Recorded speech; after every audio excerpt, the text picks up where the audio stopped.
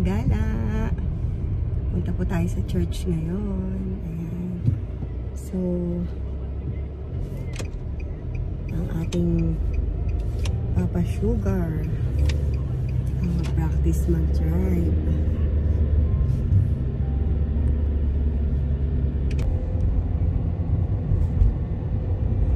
Ayan mga kagala, maganda naman yung araw ngayon, yung panahon. Pero malamig pa rin sa labas mga kagala. At eto nga, pinapractice na natin ang ating gagalang si Sugar Ray para sa paghahanda niya sa kanyang G2. Ayan mga kagala. So, papunta kami ngayon sa Jesus is Lord, 59 Alnes.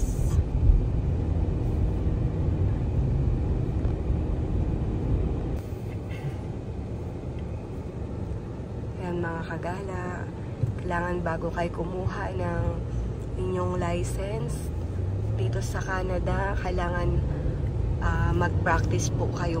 Makakatulong po ng mabuti yun kasi ibang-iba po yung traffic rules and regulation nila dito sa Canada. Ayan.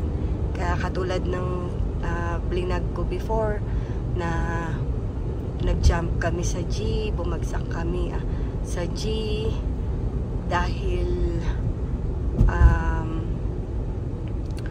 iba po talaga. Kaya mahalaga na bago kayo sumalang sa pagkuha ng license, nag-practice muna po kayo para ma-familiarize ninyo yung mga traffic rules and regulations nila sa Canada.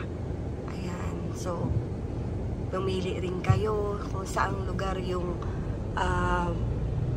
MTO na kukuhanan nyo ng license. Ayan, Ministry of Transportation Offices. Ayan, so ayun yung mga tip na ibibigay ko sa inyo mga kagala.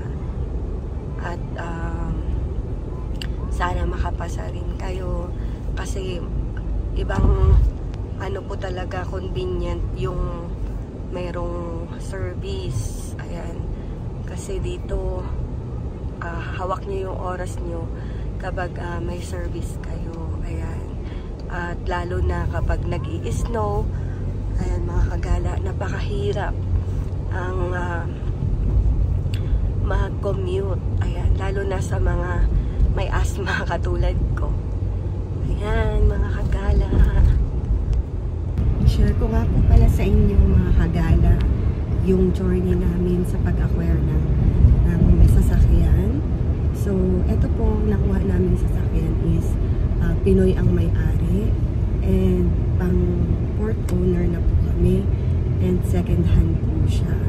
So, doon naman po sa pag-acquire ng sasakyan mga kagala, importante na wag po kayong magmamadali. As much as possible, meron po kayong kukuning mekaniko para i-recheck niya po yung sasakyan na kukunin ninyo para po ito ay maayos niyo pang magamit at hindi po masayang ang inyong pera. So, bakit namin pinili ang second hand na sasakyan? Kasi nung nag-apply po ako sa Toyota, na-decline po ako kasi student po ako, pero ang credit score ko ay maayos naman. Pero dahil nasa status ko, student ako, bali doon ako hindi nakapasa. And kung tatanungin nyo, bakit hindi si husband ko ang nag-apply? So, may trabaho po kasi siya at hindi po siya nakakapag-absent sa work. So, ako po yung nag-apply ng Toyota. So, dahil nagtatrabaho na po ako as part-time, ginagabi po ako ng uwi at napakahirap kong mag-antay ng bus na late na 10 PM ng gabi. Then malakas ang snow. Pag malakas po ang snow, mababagal po ang mga bus. Yung takbo nila mababagal. So ang dating po doon sa bus station or bus stop, hindi po siya accurate doon sa transit na oras. So ayun po yung mga isa pang mga reason bakit nakuha po kami ng service. Isa pa, pag may pinupuntahan po kami at nagmamadali, hindi na po kami Uber dahil ang mahal po ng Uber dito, mga kagala. So ayun nga, mga kagala, kapag kayo ay kukuha ng sasakyan, i-make sure nyo na maayos yung kukunin nyo. Kahit po luma, basta kami po pinili namin is mga Japan manufactured, like Toyota, Nissan, ano pa ba yung mga ibang Japan. So ano pa ba yung mga ibang Japan? Mitsubishi, ayan. So Honda, ayan. Alam niyo naman po kung bakit, dahil matibay po sila kahit na sila ay may pagkang maluma na. So ayun nga po, at isa pa po, bakit ko binili itong sasakyan, kasi Pinoy po yung last na owner nito. So third owner na po sila ate at kuya, at nakita ko naman na maayos naman po yung sasakyan, kaya po binili ko na po. So ayun po, mga kagala. At doon naman po sa pagre-register nito, bali nung kinuha ko po yung sasakyan is may plate number pa po siyang kasama. So pero kailangan ayusin mo agad kapag after mo bilihin ito, mga kagala. So mga kagala, nung binili ko yung sasakyan, bali ito yung ipapakita mo sa Service Ontario. Kailangan may signature yung pinagbilhan mo nito. So after nun, kukuha ka ng safety certificate. Ayan. So ano ba yung safety certificate? Ganito siya. Pupunta ka naman sa any Canadian Tire para ipa-safety certify mo tong sasakyan. At doon kailangan dalawa yung dadalhin mo sa Service Ontario para maipa-register mo yung sasakyan under your name. So yung safety certificate is i-check ng mga automotive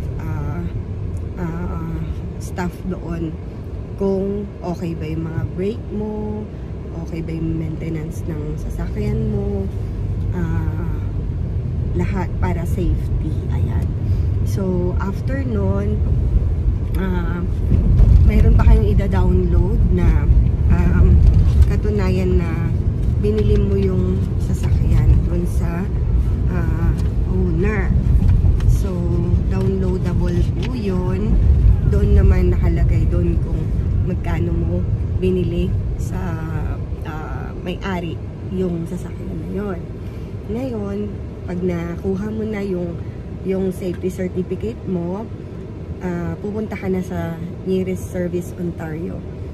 At doon ay mag-a-apply ka na ng plate number mo under your name.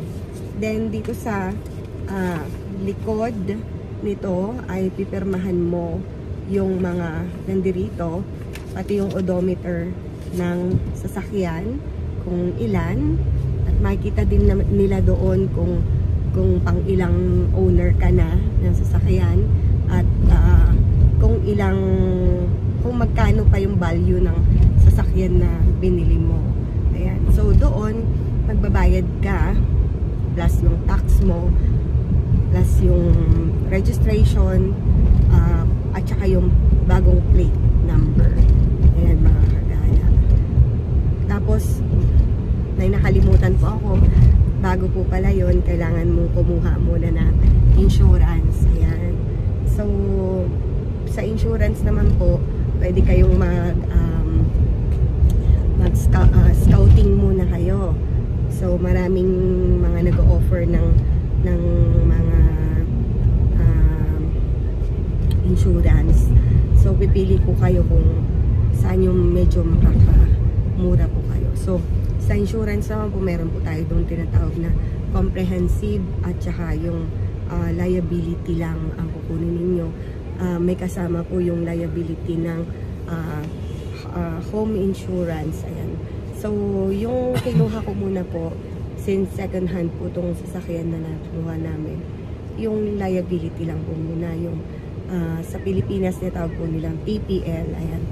So, hindi muna comprehensive yung kinuha po namin. So, okay din naman po yun kasi syempre dapat iingatan mo nga lang mag-drive. So, lagi lang safety. Ayan. Syempre kailangan mag-pray tayo pagka tayo ay nagda-drive. And laging observant tayo sa traffic lights kasi dito mga kagala is malilito ka talaga kapag hindi ka po nag-undergo sa driving lesson dito. Ibang-iba po talaga ang pagdadrive from Philippines. Ayan. So sa Pilipinas po, may driving school kami. Instructor din po ako ng driving school doon. Before kami nagkaroon ng driving school, freelance driving instructor po ako, pero sobrang laki po talaga ng magkakaiba ng way ng pagdadrive dito compare doon. Dito po ay sinusunod po talaga ang speed limit na tinatawag. So pag sinabing 50 lang sa mga like cities na ganito, 50 lang po talaga, hindi po pwedeng mag-exceed. And sa mga expressway naman is dapat 100, pick up mo agad yun, hindi ka bababa sa 100. So ayun mga kagala. So sana may napulot po kayong idea sa pagbili namin ng sasakyan. At ayun nga po, isa pa palang mga kailangan yung i-consider is dapat po yung ano ba yun, yung Carfax, ano yun? Carfax. Ayan, yung detalye ng sasakyan yung Carfax. Opo, kailangan may history ba siya ng nabangga ba siya or na-involved sa accident? Opo. So, na-repair. Carfax po is napaka-importante kasi po kapag ka na-involved na po ang sasakyan sa accident is mas tataas po yung insurance na babayaran ninyo. Na-repair siya dahil accident. Ayan, tsaka yung mga under chassis niya, katulad yung last na tinignan namin sasakyan is maganda po talaga, SUV siya. Pero nung may sinama akong mekaniko is nakita niya doon sa under chassis na basag po yun, ni-repair lang. So, wag po kayong mag-after sa kaha ng sasakyan, sa aesthetic niya, sa case niya, no? Sa after po kayo dapat sa makina. Ayan. So, check niyo po doon yung radiator kung okay po, kasi napakamahal ng radiator, at lalo na yung makina. Di bali nang may konting mga flaws yung mga sasakyan na gagamitin, na bibilihin ninyo. Basta po is maayos po yung makina niya. Ayan. So, thankful po ako dun sa may-ari kasi honest naman po siya. Si Ate Maan tsaka si Kuya Mike. Ayan po, sila po yung dating owner nitong sasakyan na ito. At nang ina-safety certified po siya, mayroon lang po kaming or mayroon lang pong ni-recommend yung Canadian Tire na ayusin. safety purposes na rin, pinagawa ko po siya. At gumastos lang po ako doon ng 877. So, at least safe ka. At least, alam mo sa sarili mo, sa family mo, na pagdala mo sila safe. Yeah. So, yun mga kagala, wag po kayong basta-bastang bibili ng sasakyan. Basta, kailangan i-consider nyo lahat ng mga sinabi ko. Yun. Carfax, ayan. At wag po kayong titingin sa tsura. Dapat check nyo po yung makina. Ayan. So, yun yung pinaka-importante doon mga kagala. At asikasuhin nyo agad. Wag nyo gagamitin kung wala pa kang insurance. Ayan. Sa sasakyan. Kasi kapag involved po kayo sa accident at wala pa pong insurance yung sasakyan ninyo is I think nasa $1,000 po ang multa. Ayan. So magkaka-record pa po kayo. Ayan mga kagala. So importante yun na inyong i-consider. Ayan mga kagala.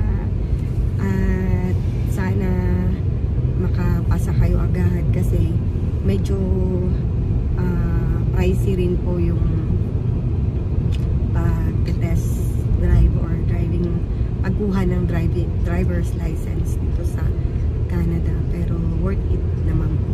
Ayan mga kagala.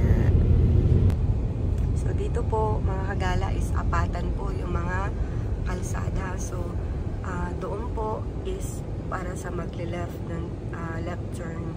Dito naman sa gitna is yun sa mga didiretso. At doon naman sa pinaka right corner is para doon naman sa mga magra-right turn. Ayan. So dito kapag nag-green na at paliko ka ng kaliwa, doon kailangan mag-move forward ka muna. Hindi dire-diretso kasi uunahin mo yung mga kaharap mong sasakyan na pa-diretso sila. So kung wala nang pa-diretso, dun ka palang liliko ng kaliwa kahit green yung traffic lights na nasa harapan mo. Yan, kagaya niyan mga kagala. Kasi parehas na go yan. Yun yung mga isa sa mga nakakalito dito na pwede nyo namang matutunan eventually pag nag-practice kayo. Mga kagala, sana nakatulong at yung mga speed limit dito ay kailangan ninyong bantayan. Yan, katulad niya, nakalagay dyan 50 maximum. Ayan. So yun dapat sinusunod natin mga kagala. So dito na kami sa Alnes Street. Ayan. So yan mga kagala, red light yan. So pwede tayo mag-turn right dito pag wala na sasakyan doon parating. Ayan. Then, ayan mga kagala. So, ganun lang dito. Ayan mga kagala. Malapit na kami sa aming church.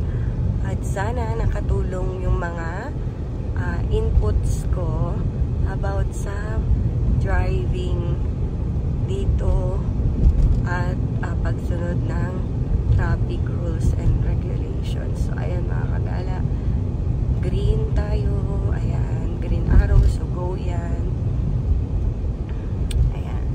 So, magta-turn right na tayo kasi hanap tayo ng parking. Ayan, mga kagala. Nandito na yung church namin. Ayan. Happy Good Friday sa ating lahat. At ingat po tayo.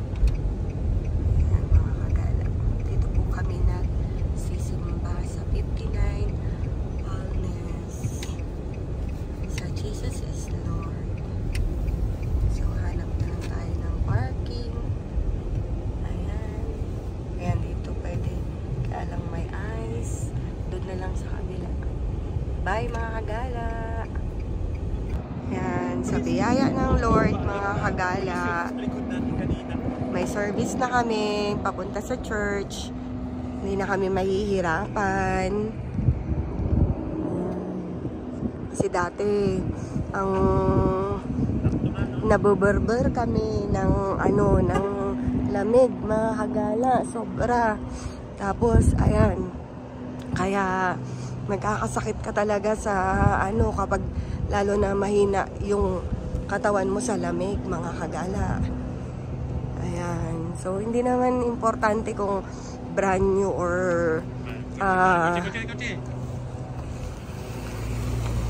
brand new or second hand yung nakuha mo kagala.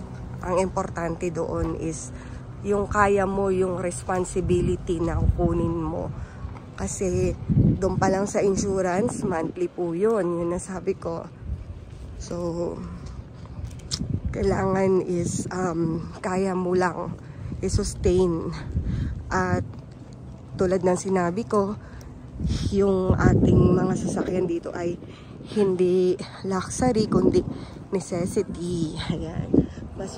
Kapag may car ka, convenient yun, mas marami kang pwedeng gawin kapag may sasakyan ka dito, lalo na kapag super sipag mo, marami kang part-time, sobrang makakatulong sa'yo yan. Kasi ayan nga dito sa Canada is work. Ayan mga kagala, kasi marami tayong mga bills na kailangang bayaran mga kagala. Yan, mabuti na lang at mayroong araw ngayon. So, aray ko. Naubo pa po kasi ako. Pasensya na. Ayan. Thank you, Lord. Makapagsimba kami ulit. Bye mga kagala. Pasok na po kami. Ito yung mga kasama ko, makukulit.